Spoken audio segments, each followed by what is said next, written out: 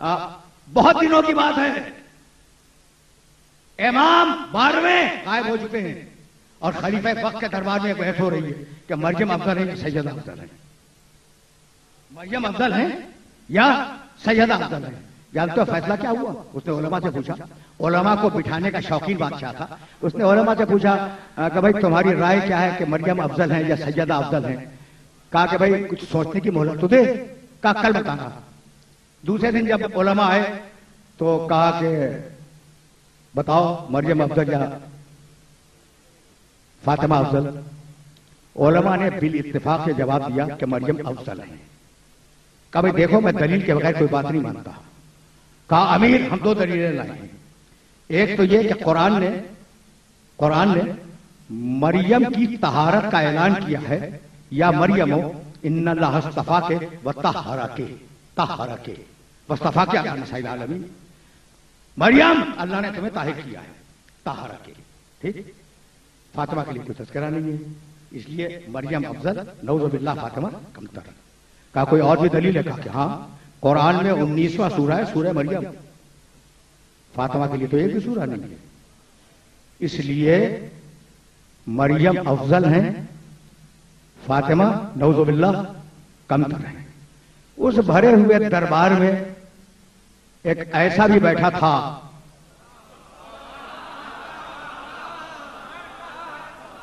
जिसने इस जुमले को बर्दाश्त नहीं किया और वो खड़ा हो गया और कहने लगा कि अमीर ये तेरे दस्तरखान पर पलने वाले उलमा,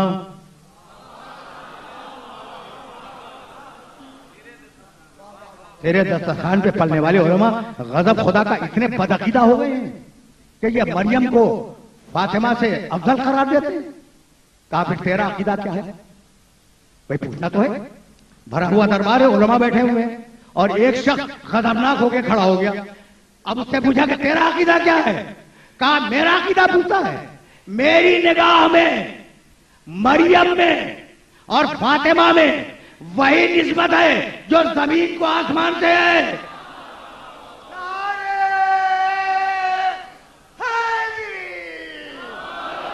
खलीफतुल मुस्लिमीन ने यह जुमला सुन तो लिया, लेकिन उसने अदल का सबूत दिया। उस वक्त तलवार खींची और बरहना तलवार अपने सामने रखी और अली के उस चाहने वाले से कहने लगा कि अगर तूने अपने दावे को साबित न किया तो सरे दरबार तेरी गर्दन उड़ा दी जाएगी। दावे को साबित कर। उसने एक कदम आगे बढ़ाया और कहा कि अमीर सुन, मरियम के लिए एक मरतबा लफ्ज आया तहरा के, और मेरी शहजादी के लिए 2 मरतबा लफ्ज आया यो तहरकुम ततहीरा। यो तहरकुम ततहीरा, यो तहरकुम ततहीरा, 2 मरतबा लफ्ज आया।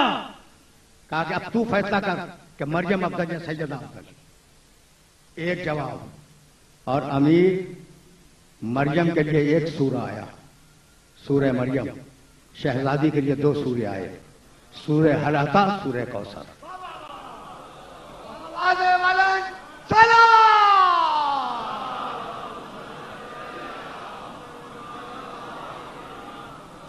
वो अपने जोश शबाब में एक कदम आगे बढ़ रहा है और हाजिर दरबान उसे चाहते हैं कि उसी मकाम पे रोक दें। खलीफा वक्त ने कहा कि नहीं, इसे बढ़ने दो। सुने तो कि ये कहता क्या है?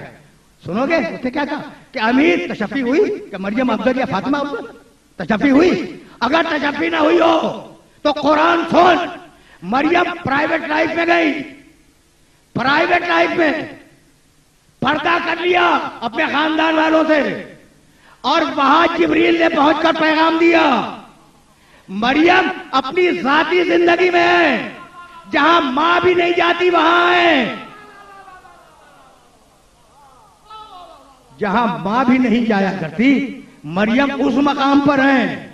और उस मकाम पर फरिश्ता पहुंच गया और फरिश्ते ने जाके पैगाम दिया। सूरह मरियम में वाकया मौजूद है, ये मरियम है और अब मेरी शहजादी अपने बाप के साथ, अपने शौहर के साथ, अपने बेटों के साथ चादर के अंदर बैठी हुई है। फरिश्ते की हिम्मत नहीं है कि इजाजत के बगैर चला जाए।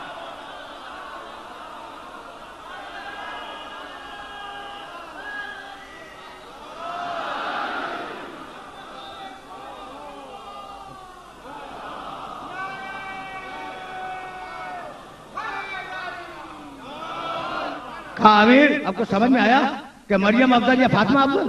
और अगर अब भी समझ में ना आया हो तो अब समझ कि मरियम का एक बेटा मासूम,